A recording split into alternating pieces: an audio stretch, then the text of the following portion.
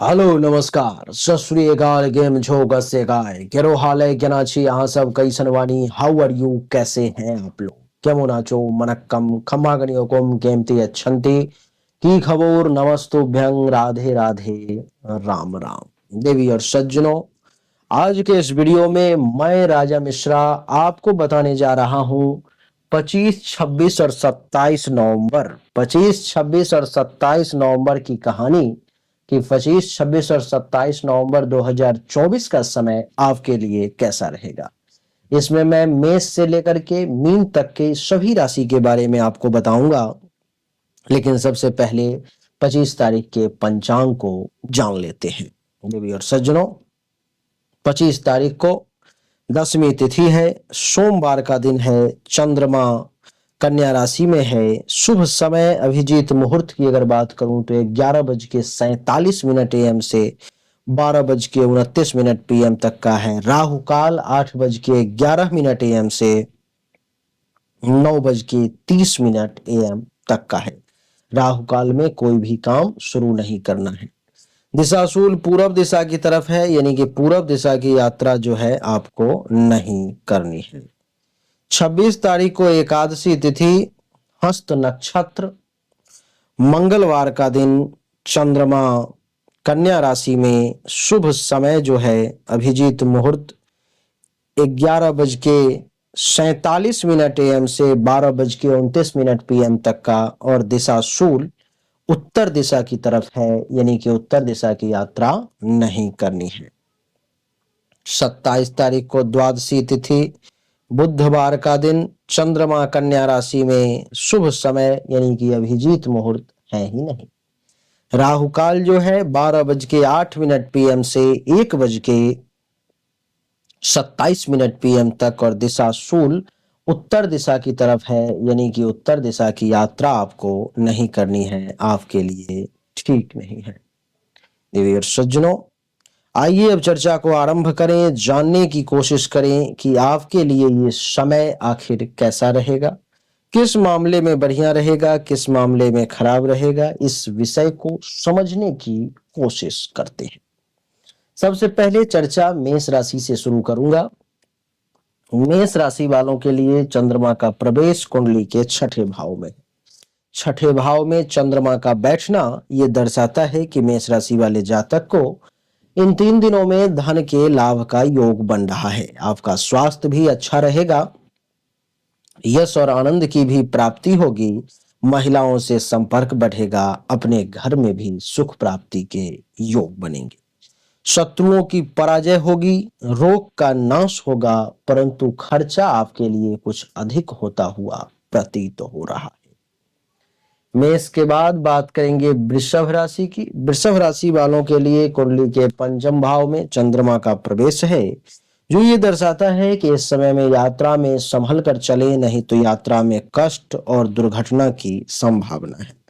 कार्य सफल होता हुआ प्रतीत नहीं हो रहा है, मन में अशांति के योग दिखाई दे रहे हैं, धन का भी कुछ नुकसान होता हुआ प्रतीत हो रहा है। पेट में जलोदर आदि किसी प्रकार के रोग की भी संभावना है। काम और वासना में वृद्धि के योग दिखाई दे रहे हैं। इस समय में आप किसी को उचित सलाह भी नहीं दे पाएंगे। वृषभ के बाद बात करेंगे मिथुन राशि की। मिथुन राशि वालों के लिए कुंडली के चौथे भाव में चंद्रमा का प्रवेश है, जो ये दर्शाता है कि अपने लोगों से आपको वाद विवाद का योग दिखाई दे रहा है। स्वजनों से वाद विवाद का योग। चित्त चंचल रहेगा, छाती में विकार की संभावना दिखाई दे रही है। भोजन का सही समय पर मिलना मुश्किल लग रहा है। नींद में कुछ बाधाएं उत्पन्न हो सकती हैं। जल और स्त्री जाति से भी कुछ भय के योग है। समाज में भी कहीं से कुछ लोग आपको अपमानित करने की साजिश रच सकते हैं। स्त्री सुख में आपको कमी आ सकती है। मिथुन है। मिथुन के बाद बात करेंगे कर्क राशि की। कर्क राशि वालों के लिए कुंडली के तीसरे भाव में चंद्रमा का प्रवेश है, जो ये दर्शाता है कि आपको धन प्राप्ति के विशेष योग कर्क राशि वाले दिखाई दे रहे हैं। वस्त्र आदि का सुख भी मिलता हुआ प्रतीत हो रहा है। स्वास्थ्य भी आपका अच्छा रहेगा, शत्रुओं पर विजय हासिल करेंगे, मन भी खूब प्रसन्न रहेगा। प्रेमी प्रेमिका से सहवास का सुख भी प्राप्त होगा, बंधुजनों से लाभ भी मिलेगा, व्यक्तियों से संपर्क भी बढ़ेंगे और भाग्य में भी वृद्धि के योग दिखाई दे रहे हैं। कर्क के बाद बात करेंगे सिंह राशि की। सिंह राशि वालों के लिए कुंडली के दूसरे भाव में चंद्रमा का प्रवेश है। कुंडली के दूसरे भाव में चंद्रमा का प्रवेश ये दिखा रहा है कि सिंह राशि वालों को मानसिक तौर पे कुछ असंतोष की स्थिति सामने आ सकती है। परिवार के लोगों से संबंध खराब हो सकता है। आंख से संबंधित पीड़ा या कोई अन्य रोग भी आपको परेशान कर सकते हैं। अच्छा भोजन और सुख प्राप्ति में बाधा दिखाई दे रहा है। कार्यों में असफलता मिल सकती है। पाप कर्मों में प्रवृत्ति होती हुई नजर आ रही है। विद्या में रुचि कम होती हुई दिखाई दे रही है। सिंह के बाद बात करेंगे कन्या राशि की। कन्या राशि वालों के लिए कुंडली के प्रथम भाव में चंद्रमा का प्रवेश है। कुंडली के प्रथम भाव में बैठा हुआ चंद्रमा ये दर्शा रहा है कि आपके सुख और आनंद में वृद्धि का योग है। इस समय में किसी प्रकार की कोई बीमारी है, हेल्थ वाइज इशू है, उससे राहत महसूस होगा। उत्तम भोजन, वस्त्र और शैया सुख के प्राप्ति का भी योग देख रहा हूं। स्त्री के साथ संभोग का अवसर मिलेगा। उपहार और धन प्राप्ति के भी बहुत अच्छे योग आपके लिए दिखाई दे रहे हैं। कन्या के बाद बात करेंगे तुला राशि की। तुला राशि वालों के लिए कुंडली के 12वें भाव में चंद्रमा का प्रवेश है। कुंडली के 12वें भाव में बैठा हुआ चंद्रमा ये दर्शाता है कि आपको शारीरिक तौर पर में कुछ कष्ट परेशान कर सकता है। विशेष करके आंखों में रोग आपको परेशान कर सकते हैं। धन और मान सम्मान में कुछ कमी आ सकती है। संतान का सहयोग प्राप्त होता हुआ कम दिखाई दे रहा है। मानसिक चिंताएं बढ़ सकती हैं और खर्चा भी कुछ अधिक होता हुआ प्रतीत हो रहा है।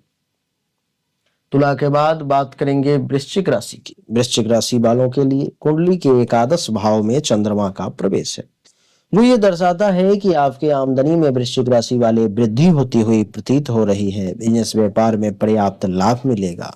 संतान से सुख की प्राप्ति होगी। उत्तम भोजन समय पर मिलने के योग हैं। दोस्तों से हास परिहास और स्त्री सुख में समय व्यतीत हो सकता है। प्रफुल्लित मन के साथ महत्वाकांक्षाओं की पूर्ति भी होगी। स्त्री पक्ष से लाभ मिलेगा और तरल पदार्थों से आय की संभावना भी दिखाई दे रही है। वृश्चिक के बाद बात करेंगे धनु राशि की। धनु राशि वालों के लिए कुंडली के 10वें भाव में चंद्रमा का प्रवेश है। कुंडली के 10वें भाव में चंद्रमा का प्रवेश ये दर्शाता है कि अभिष्ट कार्यों की सिद्धि होगी। जो इच्छा है, जिस काम को आप करना चाह रहे हो, वो काम आपका सफल होगा। सभी काम बहुत आसानी से सरलता पूर्वक पूर्ण हो जाएंगे। आपका स्वास्थ्य भी अच्छा रहेगा। हेल्थ वाइज किसी प्रकार की कोई इशू है, उससे आपको राहत मिलेगी। आपको राज्य की तरफ से, सरकार की तरफ से, समाज की तरफ से, सीनियर्स के तरफ से भी धनु राशि वाले धन के साथ साथ सम्मान प्राप्ति के योग है। नौकरी में पदोन्नति के योग दिखाई दे रहे हैं। उच्चाधिकारी आपसे प्रसन्न होंगे और आपको उत्तम गृह का सुख भी मिलता हुआ प्रतीत हो रहा है। धनु के बाद बात करेंगे मकर राशि की। मकर राशि वालों के लिए कुंडली के 9वें भाव में चंद्रमा का प्रवेश है। कुंडली के 9वें भाव में बैठा हुआ चंद्रमा ये दर्शाता है कि आपको राज्य की ओर से कुछ परेशानी का सामना करना पड़ सकता है। बिजनेस व्यवसाय में कुछ नुकसान हो सकता है। संतान से मतभेद की स्थिति भी सामने आ सकती है। आपको ऐसा करना है जिससे कि स्वास्थ्य पर असर ना पड़े, क्योंकि स्वास्थ्य नरम पड़ सकता है। पेट से संबंधित किसी प्रकार की कोई शिकायत आपको परेशान कर सकती है। भाग्य का साथ इस समय मिलता हुआ कम प्रतीत हो रहा है। शत्रु परेशान कर सकता है और आपको दुश्मनों से सावधान रहने की सलाह दी जाती है।